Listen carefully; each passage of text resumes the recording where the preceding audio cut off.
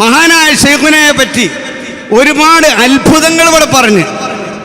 ഇതൊന്നും പറയണ്ടെന്ന് പറയുന്നത് ശൈഖുന പടച്ചോനായി പോകുമെന്ന് വിചാരിച്ചിട്ടാണ്. വല്ലാത്തൊരു വിവരക്കേടല്ലേ ഇത്.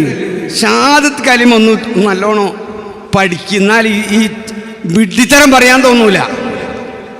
അദ്മ് എന്നൊരു കാര്യം പടച്ചോന് മുസ്തഹീലായ സിഫത്താണ്. പടച്ചോനെ ഉണ്ടാൻ പറ്റൂല, അസംഭവ്യാണ്.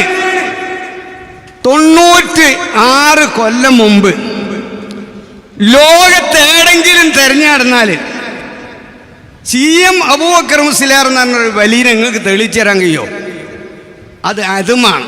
ഇങ്ങനെ ഒരു അതുമുള്ള ആൾ പിന്നെ എങ്ങനെയാ പഠിച്ചവനാകുക? ഇത് മുസ്തഹീലായ സിഫത്തല്ലേ? അതും മുൻകടന്നല്ലേ, പിന്നെ പഠിച്ചവനാവോ? പിന്നെ ഖുൽ ഹുവല്ലാഹു അഹദ്